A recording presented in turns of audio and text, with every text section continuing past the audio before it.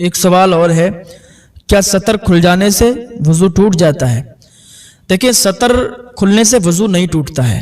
ایک سوال اور ہے کہ ٹوائلٹ میں قبلہ کی طرف منہ یا پیٹھ کرنا کیسا ہے؟ دیکھیں، ٹوائلٹ جو ہے ہندوستان میں مسلمانوں کو چاہیے کہ اتر دکھن کی بنائیں، پورب پچھم کی نہ بنائیں، کعبے کی طرف نہ پیٹھ کر کے بیٹھیں نہ چہرہ کر کے بیٹھیں۔ جن کے گھر میں پورب پچھم کی ٹوائلٹ بنی ہے تو وہ اپنی ٹوائلٹ کو سنبھلوا لیں، اتر دکھن کروا لیں۔ 5-10 ہزار روپے میں کچھ نہیں ہوگا، بہت بڑے گناہ سے بچو گے۔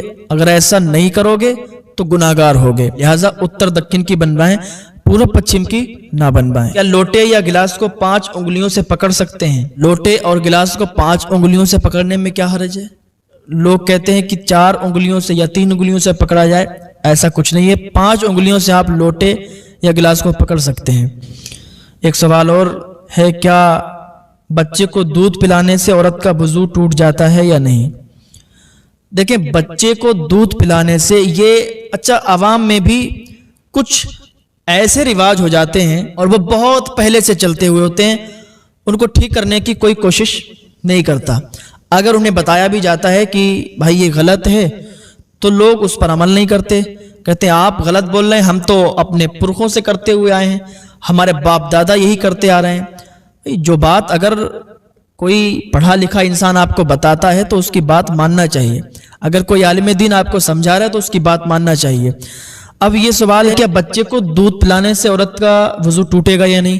تو بچے کو دودھ پلانے سے عورت کا وضو نہیں ٹوٹے گا۔ سوال اور ہے، کیا دودھ پیتے ہوئے بچے کا پیشاب پاک ہے یا ناپاک؟ تو دیکھیں، پیشاب دودھ پیتے ہوئے بچے کا ہو یا بوڑھے کا ہو یا جوان کا ہو، ناپاک ہوتا ہے، ٹھیک ہے، پیشاب پاک نہیں ہوتا۔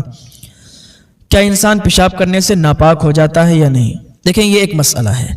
کسی نے پیشاب کیا، اب نہ تو پانی تھا نہ تو ڈھیلا تھا، تو اب بتائیں کیا پاک ہوگا یا ناپاک؟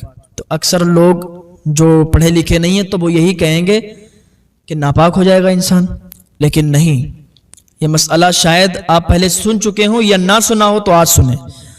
اگر کسی نے پیشاب کر لیا، پانی یا کوئی ڈھیلا نہیں ملا، تب بھی وہ ناپاک نہیں ہوگا۔ جو بھی پیشاب کی چھینٹیں، پیشاب کے قطرے اگر کپڑے پر لگ گئے تو کپڑا ناپاک ہوگا، انسان ناپاک نہیں ہوگا۔ انسان ناپاک ہوتا ہے جس سے احتلام وغیرہ ہو جائے یا ہم بستری وغیرہ کرتا ہے تو اس چیز سے انسان ناپاک ہوتا ہے، لیکن پیشاب کر کے اگر اس نے استنجا نہیں کیا، پانی ڈھیلا نہیں تھا، تب ناپاک نہیں ہوگا۔ لیکن اگر کپڑے پر پیشاب لگ گئی تو اتنا کپڑا ناپاک ہو جائے گا، وہ کپڑا دھل کے وہ نماز پڑھ سکتا ہے۔ کیا جھپکی لگنے سے وضو ٹوٹتا ہے؟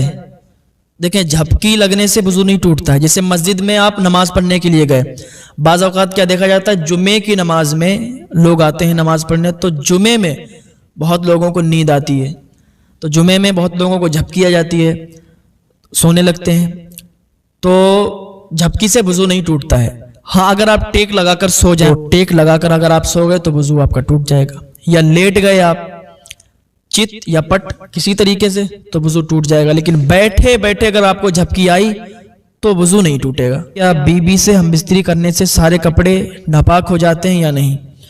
بی بی سے ہم بستری کرنے میں سارے کپڑے ناپاک نہیں ہوتے ہیں، جتنی جگہ پر اگر نجاست لگی ہے اتنے کپڑے ناپاک ہوں گے۔ اور سوال ہے کہ اگر نماز میں انگوٹھا اپنی جگہ سے تھوڑا سرک جائے تو کیا نماز ہو جائے گی یا ٹوٹ جائے گی؟ عوام میں یہ جہالت پتہ نہیں کس نے پھیلائی، لوگ کہتے ہیں کہ نماز پڑھو تو جو انگوٹھا ہے سیدھے پیر کا وہ بالکل جمع رہنا چاہیے، اگر وہ ہٹ گیا تو نماز ٹوٹ جائے گی۔ یہ جہالت ہے، ایسا کچھ نہیں ہے۔ اگر آپ کا انگوٹھا ہٹ بھی جائے تو نماز میں کوئی فرق نہیں پڑے گا، نماز ہو جائے گی۔ کیا نمازی کے آگے سے ہٹ سکتے ہیں؟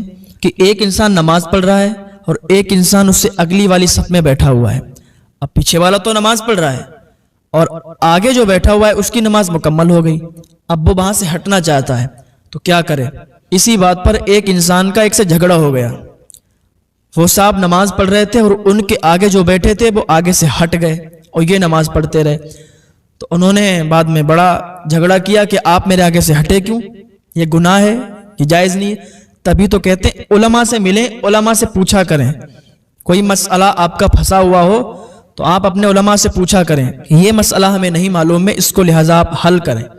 تو انشاءاللہ آپ کو پتہ چلے گا کہ نمازی کے آگے سے ہٹ سکتے ہیں، گزر نہیں سکتے۔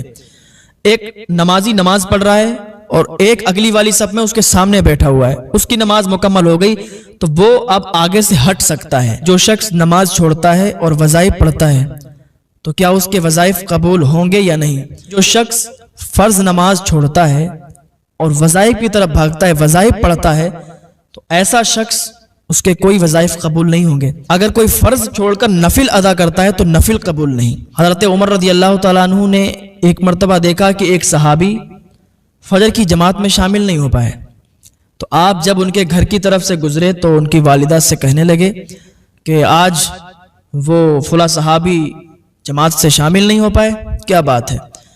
تو ان کی والدہ کہنے لگی کہ آج انہوں نے پوری رات وظائف کیے، پوری رات انہوں نے وظیفے پڑھے، نفل ادا کی، اسی وجہ سے ان کی آنکھ لگ گئی اور وہ جماعت میں شامل نہیں ہو پائے۔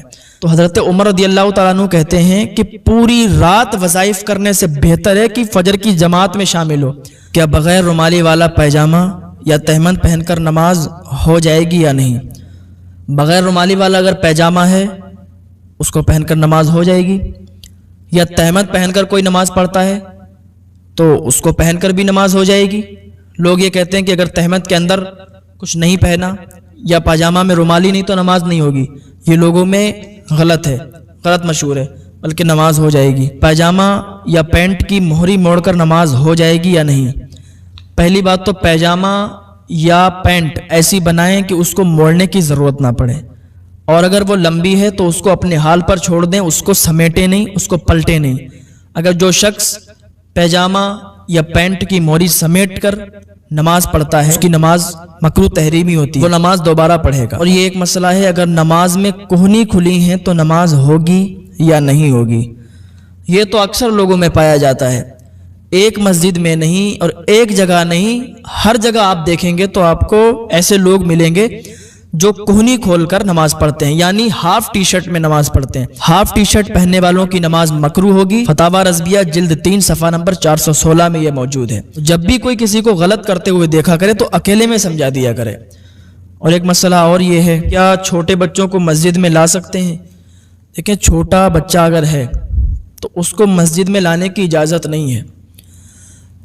ایسا بچہ ہو کہ جو سمجھدار ہو تو اس کو مسجد میں لائیں۔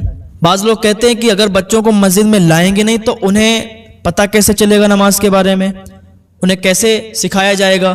تو ہم کہتے ہیں کہ ان کو سکھانے کے لیے مدارس بنے ہوئے ہیں، مدارس میں سکھاؤ، گھر پہ سکھاؤ، کہ آقا صلی اللہ تعالیٰ علیہ وسلم فرماتے ہیں کہ اپنی مسجدوں کو بچاؤ بچوں سے، پاگلوں سے، خریدنے اور بیچنے سے، زور زور سے آواز کرنے والوں سے۔